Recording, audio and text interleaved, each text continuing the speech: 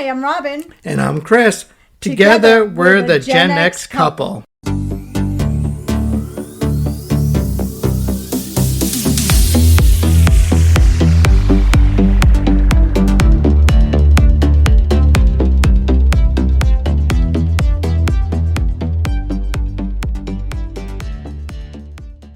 Hey guys.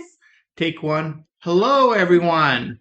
Today we have a very special guest with us, famous award-winning author Michael Anthony, and he's also one of Chris's brothers, his youngest brother. Michael, welcome. Welcome to the show. Thank you for having me. Would you like to give everybody a brief introduction about yourself? Sure. My name is Michael Anthony. I'm a writer. I've written 3 books so far. My first 2 were memoirs, and my third book was a graphic memoir, which is a memoir in graphic novel form. Give for explaining that for people. And what were the names of those books? My first book was called Mass Casualties. My second book was called Civilianized, and my third book is called Just Another Meat-Eating Dirtbag. Okay. And then I know in Mass Casualties, there was a dedication on the first page to a CR. And I think we're just going to say that was for me, Christian Ruine. And we'll leave it at that. Sorry, Chandler. I'm sure that's what it was. Yeah, I'm sure that's what it was. That makes sense. So do you want to tell us a little bit about each of your books? Or Sure, yeah. My first book that was published was Mass Casualties. It was published back when I was 23, just back from the war in Iraq, and it's about my deployment to Iraq and all the experiences that it entailed, good and bad. My second book is Civilianized, a young veteran's memoir, and that's about coming home from the war and those varying experiences of dealing with the mental and emotional aspects of returning from war and all your bodies and those experiences you had. And then my third book, Just Another Meat-Eating Dirtbag, is about trying to turn my vegan girlfriend back into a meat eater. Now, I don't know if you remember, but me and my oldest son, Zane, we dropped you off when you were going to the war up at Hanscom Air Force Base. We dropped you off that first morning. I do remember that, yeah. We went to Hanscom Air Force Base, and we were stuck there for a couple of days. Yeah. And then we got sent to Wisconsin for 4 months, and then we got sent to Iraq. Right. And how long were you in Iraq for? 12 months. 12 months. And what was your job there? I was an operating room technician. So basically, if you think about when you watch on a TV show or movie and a doctor yells out scalpel and a hand reaches across and hands him that scalpel, that's what I did. I was that handed the doctor instruments. that's interesting. I don't even know if I knew that about you, Michael. It's interesting. So, all right. So you're in Iraq for 12 months. What was it that made you want to put this into a book? So I've always been writing ever since I was younger. I think I wrote my first books and movies when I was in 7th grade and 8th grade. And when we were all overseas in Iraq, there's just too many crazy stories that were happening. Just absolutely crazy stories that were happening. Most of them not appropriate for this podcast right here. But there's just so many crazy stories happening, and we all talked about, oh, this should be a movie, this should be a TV show. It's so crazy. Our experience of war was so different than anything else we had seen depicted on a movie or TV show. So we'd always talked about that during the deployment, and then we came home, and I was out with someone in the car, and they told me about the story they had read about this soldier, the story in the newspaper. They had read about the soldier and all these different things that he had experienced in Iraq and what a hero this guy was. And then it turns out that I knew the guy that was this newspaper article was about, and I had served with him, and the guy wasn't a hero. So at that point, hearing about all the, how this guy had returned from the war and was giving it his own narrative that wasn't true, and all of us joking around about writing the book and telling the true stories. Once I knew that this guy was telling the fake stories, I was like, all right, let me just write the true stories and get those out there and put that out there. Okay. Fair enough. Have you heard from that guy since? That specific guy? No, Okay. not that specific guy. Sorry, it looked like you had a question. And I just want to point out that you got your degrees in writing too, English and then a master's. Yep, I've got a bachelor's degree in creative writing and a master's of fine arts in creative writing as well. And when you were writing that first book, Did you have any like periods where you had like writing blocks, or was it did you get it all out in one full swoop and it just like came out of you? Yeah, my first book was based on my journals that I had from Iraq. So when it came time to putting it into a book, it was already written, and everything that I'd written in the journals was never intended to be a book. So it had that free flowing feel to it. So that way, when it was time for me to turn it into a book, it was already pretty much written. I just had to choose what to leave in, what to leave out. You know, where to start it, where to end it. Sorry. And I know you are like me a big reader. Did that help in the writing process? From getting remembering other stories other people told. Yeah, I think every writer and every writing program lets you know that to be a writer, you got to be a reader as well too. Often I'll meet a lot of writers that want to be writers, but they don't read books, you know, and it's tough to be a writer when you don't know what good writing looks like. So I mean, you have to read a lot of books, good books, bad books, to really kind of get a feel for it. When I was in Iraq, I think I was reading about a book a week, um, just because you had nothing else to do at that point. And then, so my favorite book is just another meat eating dirtbag. And I love how the pictures go along with the story because that picture of you is exactly you in this book, exactly 100%. And another thing that I love about this book was the recipes. I love how every other chapter would have like a recipe for a vegan or a veterinarian recipe, and I've What? actually, yeah, Vegetarian? vegetarian.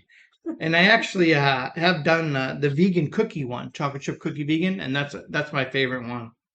Thank you. Yeah, that was a fun book to do. I'd initially written a prose version of that book, and I've been reading a lot of graphic novels, and I just really saw it as a graphic uh, memoir. And I had written a prose version. I had a prose version ready to go. I already had some agents and publishers interested in the prose version, but I just wanted to take a chance and try something new. So I took a couple years, re-edited it, and then turned it into a graphic memoir form, and it worked out, came out really well. And the recipes, and at the end of the chapters, there's recipes or cut off pages from notebooks and stuff like that that just shows part of the notes from my girlfriend at the time of that she was taking of veganism and vegetarianism. And it was just a way for us to tie the chapters together and kind of cross over to the different parts of the book. I know your girlfriend who's now your wife, Yes. obviously. So I know how it ends, and I won't give anybody any spoilers, but I wanted to ask you. So, all right. So you write a book. What do you do? Where do you go find an agent? Do you go sell it to a publisher? What's the process like? Yeah, so once you write a book, there's a couple avenues to go, especially in today's day and age where everything's online. So you can go through, well, once you write a book, first thing you should do is put it aside for a couple of weeks and then edit it. But then once you decide that you want to publish it, there's a couple of options. Nowadays, you can do a lot of direct publishing online to publish it directly to Amazon and stuff like that. But if you want to go the traditional route, you look for an agent, and then the agent will pitch it on your behalf to publishers. Or there's more of the indie route where you can pitch it yourself to publishers and just cut out the middleman agent there as well too. So once you have the book, you have to decide what you want to do with it. Self-publish it, go through indie publishing and contact the publishers directly, or get an agent and go for the bigger to mid-sized to even decent-sized indie publishers that way. So for myself, I've gone through some. I've had three agents in the past. The first two agents didn't work out too well for me. And now I've got my third agent who got me my third book deal. But my first two book deals I got without agents. I just got agents after I got the book deals. But the first two ones I got without um, any agents or anything like that, and I just kind of got lucky on getting those ones out there. Interesting. I always wondered how that worked. Did you find it easier to write your second and third books after you had already had one book under your belt? I think the second and third ones were a lot harder to write because they were after I had gone through school Okay. for bachelor's degree and my master's, and I knew that I had gotten more training in writing, so I knew what it took to be a better writer. So Okay. that way it's harder to write when you're trying to write something better. Whereas the first book, I was just trying to write something true. And when you're trying to write something true, that's very easy because you just have to tell the truth. But when you're trying to tell the truth and make it good writing, that's a lot harder. And then after went to school for all those degrees, I knew, that there's a higher uh, standards to reach out for. So Okay. that's why they were a lot harder to write. Okay, that's fair enough. Do you have any? Are you in the process of writing any more books? Can you talk about that?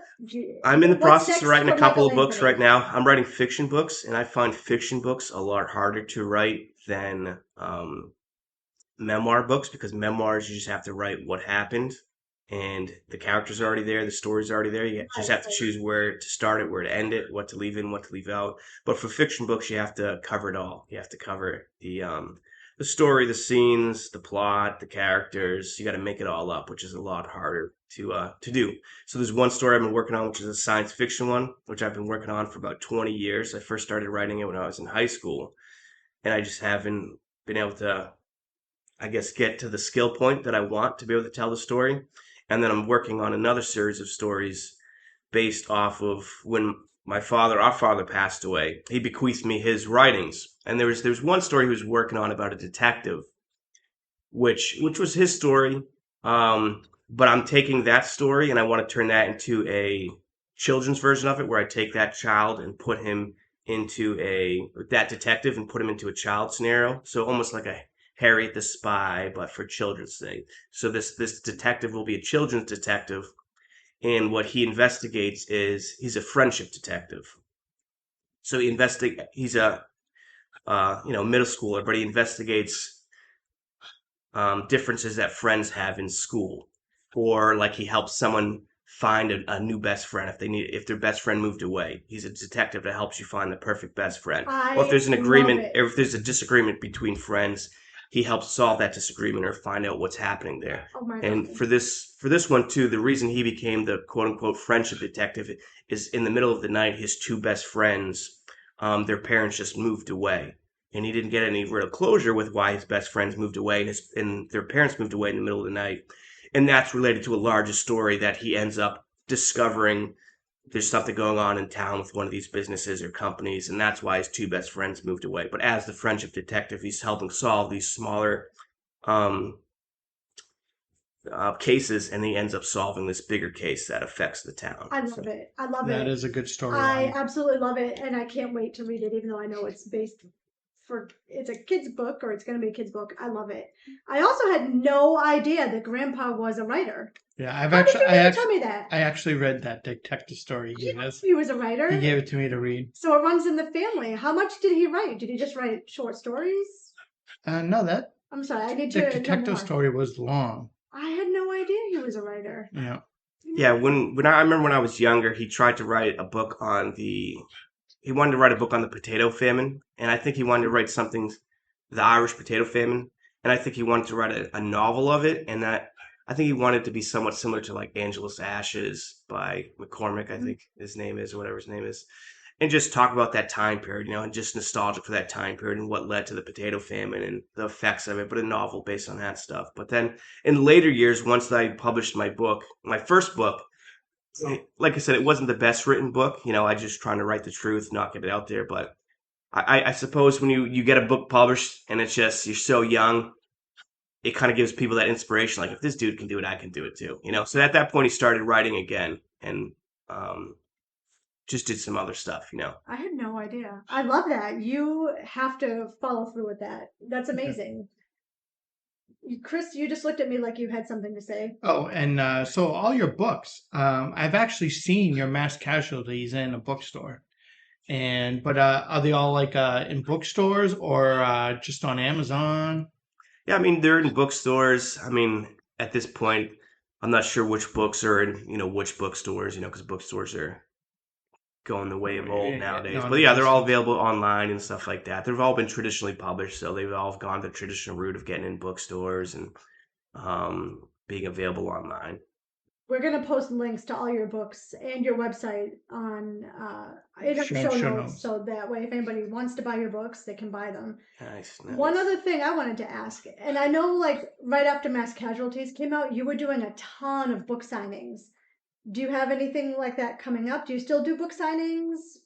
I do less book signings nowadays just because they don't have the same power that they used to have back 10, 15 years ago when my first book came out, because there's just less bookstores now and people are more online than they are out in the real world. So nowadays they just don't do as many book signings as they used to do. I think I remember a story from years ago where it was, I don't know, some famous politician did a book signing and there was 400 people there, which for an author would be humongous, but for a big time politician to get waste their time for 400 people, it's not even kind of worth it, you know. So a lot of authors will still try to do them, and I've done one most recently, a couple of them last year, but they're just getting, sometimes it's just craft fairs or doing stuff like that, and it's just you got to do it. But nowadays it's a lot more powerful just to keep doing stuff online, wider Yeah, reach, getting for out sure. there. I mean, nothing is as valuable as meeting someone face to face, but just online you just have so much wider reach that you can do out there. It's true. And I've seen you on Instagram. I know around Christmas time you had promoted another author, and I thought that was really nice. Where are you online? So you have a website. It's michaelanthony.com. My website is michaelanthonyauthor.com. I think Okay. I'm on X, but I don't know if we're all moving off X on a Right. blue sky or something like Yeah. that. Instagram, stuff like I've seen that. you on Instagram. Do you do TikTok? Don't do Not really. TikTok, no. All right. I'll link your Instagram in our show notes too, so that way people can find you there. Yeah, thank you, thank you. Yeah, no, I can do a lot better with promotion, but right now I'm just working on improving my writing and becoming a better writer. They say the best promotion for authors is just doing that next book and that next book and that next book, you know, and Yeah, that's that makes sense. grows the audience, improves your writing. Yeah, no, that makes sense. Did you have any other questions? No, I think that's it for me. Yeah, that was all I had. What do you have to add, Michael? Anything? Did we miss anything? No, Anything I you mean, want to thank shout you. out? No, thank you guys for having me. Anyone out there who wants to be a writer, just keep at it. Sometimes it can take a long time. I've been writing since I was in writing books and movies since I was in the seventh grade, and I've had a lot of success so far, and I'm just continuing to have more success with the writing and have great hope for that. But I mean, you just can't give up on chasing those dreams. That's great advice. That's perfect, actually. And then I'm just going to mention so Michael's interview is going to go out. And then my other brother, Keith, has his interview and podcast out. And we're going to have a little contest to see between the two of them who can get the most downloads and views. So if you want Michael to win, you better tell all your friends. And if you want Keith to win, tell all your friends for Keith to listen to that podcast. I don't know if that's fair because we recorded Keith's episode months ago back when we were in San Diego, and I know we just got around to publishing it a couple of weeks ago, but we didn't say that at the end of Keith's episode. Maybe we'll give Keith a handicap of +5. Maybe. Okay. Maybe. Before we go, too, if you heard Marshmallow in the background, sorry, I could hear her barking the whole time. We have her in another room, and I don't know if the microphone's picking her up or not, but she's around. She's here in spirit. And I think that's all we have. Thank you so much, Thank Michael. you for having me. He came to our house, which was easier for us. So thank you. We didn't have to do this over Zoom or anything. So thank you for joining us. Go check out his books. We're going to link them in the show notes. And I don't even know what we have coming up next week, but I'm sure it's something awesome. And until next time, See you later, alligator. in a wild crocodile.